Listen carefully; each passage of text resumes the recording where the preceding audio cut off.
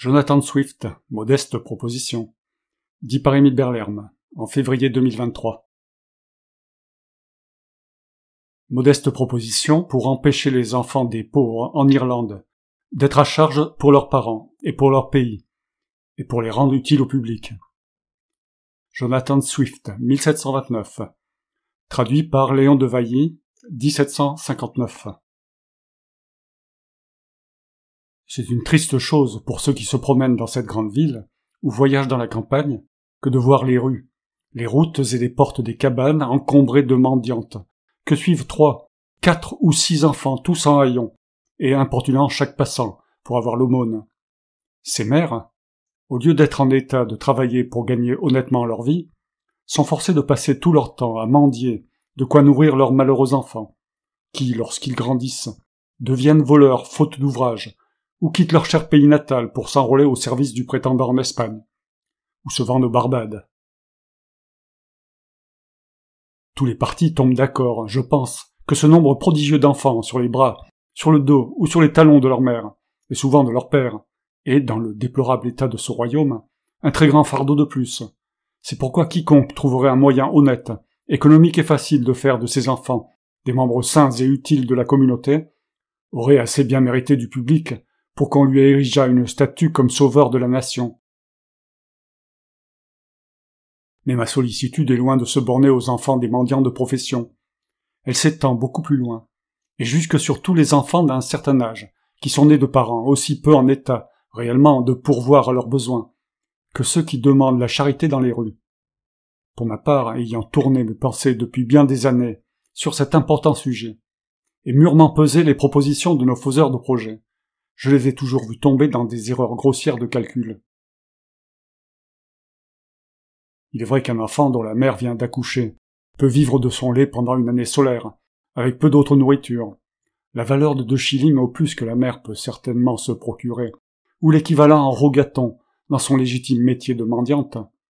Et c'est précisément lorsque les enfants sont âgés d'1 an que je propose de prendre à leur égard des mesures telles qu'au lieu d'être une charge pour leurs parents ou pour la paroisse, ou de manquer d'aliments et de vêtements le reste de leur vie, ils contribuent, au contraire, à nourrir et en partie à vêtir des milliers de personnes. Un autre grand avantage de mon projet, c'est qu'il préviendra ces avortements volontaires et cette horrible habitude qu'ont les femmes de tuer leurs bâtards. Habitude trop commune, hélas, parmi nous, ces sacrifices de pauvres petits innocents, pour éviter la dépense plutôt que la honte, je soupçonne, qui arracherait des larmes de compassion au cœur le plus inhumain, le plus barbare. La population de ce royaume étant évaluée d'ordinaire à 1,5 million, je calcule que sur ce chiffre, il peut y avoir environ 200 000 couples dont les femmes sont fécondes. De ce nombre, je soustrais 30 000 couples qui sont en état de pourvoir à la subsistance de leurs enfants. Quoique je ne pense pas qu'il y en ait autant dans l'état de détresse où est ce royaume. Mais en admettant ceci, il restera 170 000 femmes fécondes. Je soustrais encore 50 000 pour les fausses couches ou pour les enfants qui meurent d'accident ou de maladie dans l'année. Reste par an 120 000 enfants qui naissent de parents pauvres. La question est donc, comment élever cette multitude d'enfants et pourvoir à leur sort? Ce qui, comme je l'ai déjà dit, dans l'état présent des affaires, est complètement impossible par les méthodes proposées jusqu'ici, car nous ne pouvons les employer ni comme artisans ni comme agriculteurs. Nous ne bâtissons pas de maisons, à la campagne j'entends, et nous ne cultivons pas la terre. Il est fort rare qu'ils puissent vivre de vol avant l'âge de 6 ans, à moins de dispositions toutes particulières, quoique j'avoue qu'ils en apprennent les rudiments beaucoup plus tôt, durant lequel temps ils peuvent, néanmoins, à proprement parler, être considérés comme de simples aspirants, ainsi que me l'a expliqué un des principaux habitants du comté de Cavan, qui m'a protesté qu'il n'avait jamais rencontré plus d'1 ou 2 cas au-dessous de 6 ans, même dans une partie du royaume si renommée pour sa précocité dans cet art. Nos négociants m'ont assuré qu'avant 12 ans, un garçon ou une fille n'est pas du tout de défaite, et même à cet âge, ils ne valent pas plus de 3 livres, ou tout au plus 3 livres et une demi-couronne, à la bourse, ce qui ne saurait indemniser les parents ni le royaume, les frais de nourriture et de guenilles valant au moins 4 fois autant, Je proposerai donc humblement mes propres idées qui, je l'espère, ne soulèveront pas la moindre objection. Un jeune Américain de ma connaissance, homme très entendu, m'a certifié à Londres qu'un jeune enfant bien sain, bien nourri, est, à l'âge d'1 an, un aliment délicieux, très nourrissant et très sain, bouilli, rôti, à l'étuvée ou au four. Et je ne mets pas en doute qu'il ne puisse également servir en fricassé ou en ragoût. J'expose donc humblement à la considération du public que des 120 000 enfants dont le calcul a été fait, 20 000 peuvent être réservés pour la reproduction de l'espèce, dont seulement un quart de mâles, ce qui est plus qu'on ne réserve pour les moutons, le gros bétail et les porcs. Et ma raison est que ces enfants sont rarement le fruit du mariage, circonstance à laquelle nos sauvages font peu d'attention. C'est pourquoi un mâle suffira au service de 4 femelles. Que les 100 000 restants peuvent, à l'âge d'1 an, être offerts en vente aux personnes de qualité et de fortune dans tout le royaume, en avertissant toujours la mère de les allaiter copieusement dans le dernier mois, de façon à les rendre dodus et gras pour une bonne table. Un enfant fera 2 plats dans un repas d'amis, et quand la famille dîne seule, le train de devant ou de derrière fera un plat raisonnable, et assaisonné avec un peu de poivre et de sel, sera très bon bouilli le 4e jour, spécialement en hiver. J'ai fait le calcul qu'en moyenne un enfant qui vient de naître pèse 20 livres, et que dans l'année solaire, s'il est passablement nourri, il ira à 28. J'accorde que cet aliment sera un peu cher, et par conséquent il conviendra très bien aux propriétaires, qui, puisqu'ils ont déjà dévoré la plupart des pères, paraissent avoir le plus de droits sur les enfants. La chair des enfants sera de saison toute l'année, mais plus abondante en mars, et un peu avant et après, car il est dit par un grave auteur, un éminent médecin français, que le poisson étant une nourriture prolifique, il naît plus d'enfants dans les pays catholiques romains, environ 9 mois après le carême, qu'à toute autre époque. C'est pourquoi, en comptant une année après le carême, les marchés seront mieux fournis encore que d'habitude, parce que le nombre des enfants papistes est au moins de 3 contre 1 dans ce royaume. Cela aura donc un autre avantage, celui de diminuer le nombre des papistes parmi nous. J'ai déjà calculé que les frais de nourriture d'un enfant de mendiant, et je fais entrer dans cette liste tous les cotagers, les journaliers et les 4/5 des fermiers, étaient d'environ 2 shillings par an, guenilles comprises. Et je crois qu'aucun gentleman ne se plaindra de donner 10 shillings pour le corps d'un enfant bien gras, qui, comme j'ai dit, fera 4 plats d'excellente viande nutritive, lorsqu'il n'aura que quelque ami particulier ou son propre ménage à dîner avec lui. Le squire apprendra ainsi à être un bon propriétaire, et deviendra populaire parmi ses tenanciers. La mère aura 8 shillings de profit net, et sera en état de travailler jusqu'à ce qu'elle produise un autre enfant. Ceux qui sont plus économes, et je dois convenir que les temps le demandent, peuvent écorcher le corps. La peau, artistement préparée, fera d'admirables gants pour les dames, et des bottes d'été pour les beaux messieurs. Quant à notre cité de Dublin, des abattoirs peuvent être affectés à cet emploi, dans les endroits les plus convenables, et les bouchers ne manqueront pas, assurément. Toutefois, je recommande d'acheter de préférence des enfants vivants, et de les préparer tout chauds sortant du couteau, comme nous faisons pour les porcs à rôtir. Ceux qui ont une chaumière à eux. Une très digne personne, qui aime sincèrement son pays, et dont j'estime hautement les vertus, a bien voulu dernièrement, en discourant sur cette matière, proposer un amendement à mon projet. Elle a dit que nombre de gentlemen de ce royaume ayant détruit depuis peu leur gros gibier, elle croyait que l'on pouvait suppléer à ce manque de venaison par des corps de jeunes garçons et de jeunes filles, pas au-dessus de 14 ans et pas au-dessous de 12, tant d'enfants des 2 sexes étant en ce moment menacés de mourir de faim, faute d'ouvrage ou de service. Et les parents, s'ils sont encore en vie, ou, à défaut de ceux-ci, leurs plus proches parents, étant tout disposés à s'en défaire. Mais avec toute la déférence due à un si excellent ami et à un si digne patriote, je ne puis être tout à fait de son sentiment, car pour ce qui est des mâles, l'Américain que je connais m'a assuré, pour en avoir souvent fait l'expérience, que leur chair était généralement dure et maigre, comme celle de nos écoliers, et que les engraissés ne paieraient pas les frais. Quant aux femelles, ce serait, je pense, en toute soumission, une perte pour le public, parce que bientôt elles deviendraient fécondes elles-mêmes. Et d'ailleurs, il n'est pas improbable que des gens scrupuleux seraient portés à censurer cette mesure. Quoique bien injustement, il est vrai, comme frisant un peu la cruauté. Ce qui, je l'avoue, a toujours été, à mes yeux, la plus forte objection contre tout projet, quelque bonne qu'en soit l'intention. Mais je dois dire à la justification de mon ami qu'il confessa que cet expédient lui avait été mis en tête par le fameux Psalmanazar, natif de l'île de Formose, qui vint à Londres il n'y a pas plus de 20 ans, et raconta à mon ami que dans son pays, chaque fois qu'on mettait quelqu'un de jeune à mort, l'exécuteur vendait le corps à des personnes de qualité, comme une grande friandise, et que de son temps, le corps d'une fille dodue de 15 ans, qui avait été crucifiée pour une tentative d'empoisonnement sur l'empereur, fut vendu au premier ministre de Sa Majesté impériale, et autres grands mandarins de la cour, par quartier, au sortir du gibet, pour 400 couronnes. En effet, je ne puis nier que si on tirait le même parti de plusieurs dodues jeunes filles de cette ville, qui, sans un sou de fortune, ne peuvent sortir qu'en chaise à porteurs, et se montrent à la comédie et aux assemblées dans des toilettes venues de l'étranger, et qu'elles ne paieront jamais. Le royaume ne s'en trouverait pas plus mal. Quelques personnes portées au découragement sont fort inquiètes de ce grand nombre de pauvres gens, qui sont âgés, malades ou estropiés. Et j'ai été prié de chercher dans ma tête ce que l'on pourrait faire pour soulager la nation d'une si lourde charge.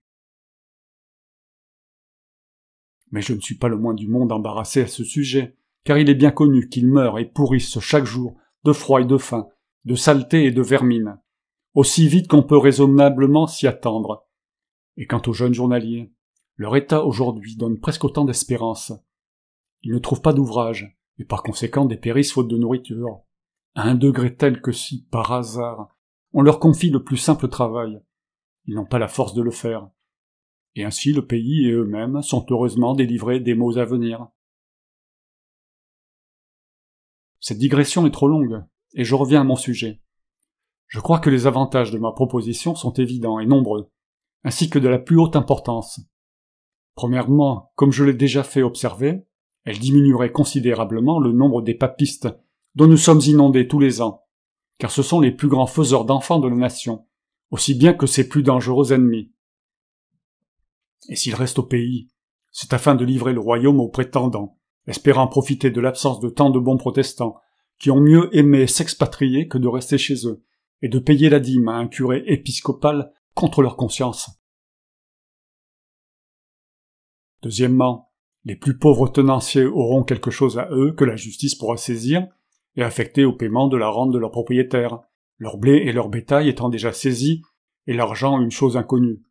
Troisièmement, attendu que l'entretien de 100 000 enfants de 2 ans et au-dessus ne peut être évalué à moins de 10 shillings par tête et par année, l'avoir de la nation s'accroîtra par là de 50 000 livres par an, outre le profit d'un nouveau plat introduit sur les tables de tous les gens riches du royaume, qui ont quelque délicatesse de goût. Et l'argent circulera parmi nous, l'article étant entièrement de notre cru et de notre fabrication. Quatrièmement, les producteurs réguliers, outre le gain annuel de 8 shillings sterling, par la vente de leurs enfants, seront quittes de leur entretien après la première année. Cinquièmement, cet aliment amènera aussi beaucoup de consommateurs aux tavernes, où les cabaretiers auront certainement la précaution de se procurer les meilleures recettes pour l'accommoder dans la perfection, et, conséquemment, auront leur maison fréquentée par tous les beaux messieurs, qui s'estiment fort justement, en raison de leur connaissance en cuisine. Et un cuisinier habile, qui sait comment ou engage ses hôtes, saura bien rendre celle-ci aussi coûteuse qu'il leur plaira. Sixièmement, ce serait un grand stimulant au mariage que toutes les nations sensées ont encouragé par des récompenses ou imposé par des lois et des pénalités. Cela augmenterait le soin et la tendresse des mères pour leurs enfants, lorsqu'elles seraient sûres d'un établissement pour ces pauvres petits, soutenus en quelque chose aux frais et au profit du public. Nous verrions une honnête émulation entre les femmes mariées, à qui apporterait au marché l'enfant le plus gras. Les hommes deviendraient aussi aux petits soins pour leurs femmes, en état de grossesse, qui le sont aujourd'hui pour leurs juments, leurs vaches, leurs truies prêtes à mettre bas, et ils ne les menaceraient plus ni du poing ni du pied, comme ils en ont trop souvent l'habitude, de peur d'avortement. On pourrait énumérer bien d'autres avantages. Par exemple, l'addition de plusieurs milliers d'animaux dans notre exportation de bœufs, en baril, la consommation plus abondante de la chair de porc, et un perfectionnement dans la manière de faire de bons lards, dont nous manquons si fort, par suite de la grande destruction des cochons de lait, qui se servent trop souvent sur notre table, et qui ne sont nullement comparables, comme goût et comme magnificence, à un enfant d'1 an, gras et d'une belle venue, qui, rôti tout entier, fera une figure considérable à un repas de Lord Mayor, ou à tout autre festin public. Mais cela est beaucoup d'autres choses. Je n'en parle pas, tenant à être bref. En supposant qu'un millier de familles de cette ville achèteraient régulièrement de la viande d'enfant, indépendamment de ce qui s'en consommerait dans les parties de plaisir, particulièrement aux noces et baptêmes, je calcule que Dublin en prendrait environ 20 000 par an, et le reste du royaume, ou probablement il se vendrait un peu meilleur marché, les 80 000 autres. Je ne prévois aucune objection possible à ma proposition, à moins qu'on allègue que le chiffre de la population en sera fort abaissé. Ceci je l'avoue franchement, et c'est même une des principales raisons pour lesquelles je l'ai faite. Je prie le lecteur d'observer que mon remède n'est destiné qu'à ce seul et unique royaume d'Irlande, et à aucun autre qui ait jamais existé ou qui puisse, je crois, jamais exister sur la terre. Qu'on ne me parle donc pas d'autres expédients, de taxer nos absentees à 5 shillings par livre, de n'acheter ni vêtements, ni meubles qui ne soient de notre cru et de nos fabriques, de rejeter complètement les matières et instruments qui encouragent le luxe étranger, de guérir nos femmes des dépenses qu'elles font par orgueil, par vanité, par oisiveté et au jeu, d'introduire une veine d'économie, de prudence et de tempérance, d'apprendre à aimer notre pays, ce qui nous manque bien plus qu'au Lapon même et au topinambou, de cesser nos animosités et nos factions, et de ne plus faire comme les Juifs, qui s'égorgeaient les uns les autres au moment même où on prit leur ville, de prendre un peu plus garde de ne pas vendre notre pays et notre conscience pour rien, d'enseigner aux propriétaires à avoir au moins 1 degré de miséricorde pour leurs tenanciers, enfin, de faire entrer un peu d'honnêteté, d'industrie et de savoir-faire dans l'esprit de nos boutiquiers, qui, si la résolution pouvait être prise de n'acheter que nos marchandises, s'entendraient immédiatement pour nous tromper et nous rançonner sur le prix, la mesure et la qualité, et n'ont jamais pu encore se décider à faire une honnête proposition de trafic loyal, malgré de fréquentes et vives invitations. C'est pourquoi, je le répète, que personne ne me parle de ces expédients et autres semblables, jusqu'à ce qu'il y ait au moins quelques lueurs d'espoir qu'on essaiera de tout cœur et sincèrement de les mettre en pratique. Mais, quant à moi, las de voir offrir, depuis maintes années, une foule de futiles et oiseuses visions, je désespérais entièrement du succès, lorsque je suis tombé par bonheur sur cette proposition, qui, outre qu'elle est tout à fait neuve, a quelque chose de solide et de réel, n'entraîne aucune dépense et exige peu de soins, est tout à fait dans nos moyens, et ne nous expose nullement à désobliger l'Angleterre. Car cette sorte de denrée ne supporte pas l'exportation, cette viande étant d'une consistance trop tendre pour rester longtemps dans le sel, quoique peut-être je puisse nommer un pays qui ne demanderait pas mieux que de manger notre nation tout entière, sans cet assaisonnement. Après tout, je ne suis pas tellement coiffé de mon idée que je rejette toute proposition, faite par des hommes sensés, qui seraient jugées aussi innocentes et peu coûteuses, aussi faciles et efficaces. Mais avant qu'on en mette une de cette espèce en concurrence avec la mienne, et qu'on en présente une meilleure, je désire que son auteur, ou ses auteurs, veuillent bien considérer mûrement 2 points. Premièrement, dans la condition où sont les choses, comment ils seront en état de trouver le vivre et le couvert pour 100 000 bouchées d'eau inutiles. Et deuxièmement, comme il existe dans ce royaume 1 million de créatures à figure humaine, que tous leurs moyens de subsistance mis en commun laisseraient en dette de 2 millions de livres sterling, ajoutant ceux qui sont mendiants de profession à la masse de fermiers, potagers et journaliers avec femmes et enfants, qui sont mendiants de fait.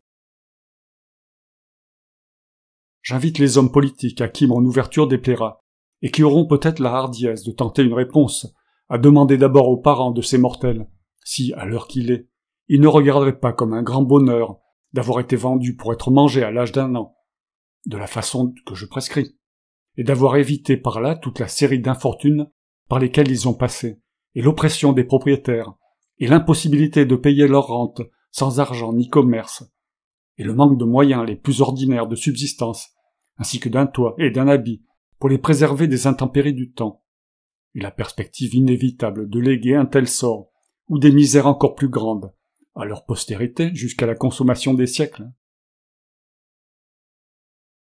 Je déclare, dans la sincérité de mon cœur, que je n'ai pas le moindre intérêt personnel à poursuivre le succès de cette œuvre nécessaire, n'ayant d'autre motif que le bien public de mon pays, que de faire aller le commerce, assurer le sort des enfants, soulager les pauvres et procurer des jouissances aux riches.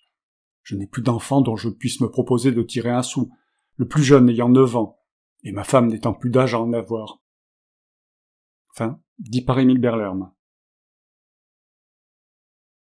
Remarque du lecteur, cette œuvre est charmante, d'un goût exquis. Elle est une enfant de Jonathan Swift, 1729, que j'ai savourée avec délectation. 69 ans avant Malthus, Swift était avant-gardiste. Il traitait de la surpopulation de manière humoristique. Je ne pense pas que déguster un bambin soit la solution au dépeuplement du monde, mais son évocation était bien présente déjà à l'époque. Cette mise en garde a-t-elle ému les dirigeants du siècle? Ont-ils mis la question à l'ordre du jour? Aujourd'hui encore, nos grands pontes évoquent-ils la notion de surpopulation? La fabrication de personnes bien portantes et surtout mal portantes, dans un monde barbare, émeut-elle nos chers dirigeants? Ne voient-ils pas que le dépeuplement résoudrait tous les problèmes humains, et surtout celui de la bêtise? Le terme résilience étant à la mode, je dirais que la résilience de notre bêtise est d'autant plus catastrophique que notre fourmillement à la surface du globe nous confère une puissance dévastatrice. La population humaine du monde est comme l'eau, l'air et le sol, un bien commun de tous les habitants de la planète. Nous, les humains, qui sommes des êtres pensants, nous devons nous gérer intelligemment. N'est-ce pas le rôle des prévisionnistes? Il ne sert à rien de contraindre une personne à exister, et encore moins pour faire de la vie terrestre un enfer. Invitez vos enfants dans un monde que vous avez assaini. Assainissez-le d'abord, et éventuellement, s'ils veulent bien exister, mettez-le au monde. Et comme vivre n'est pas un cadeau, faites-leur au moins cadeau d'une vie longue, saine et passionnante. Sinon, gardez-vous bien de pondre, madame.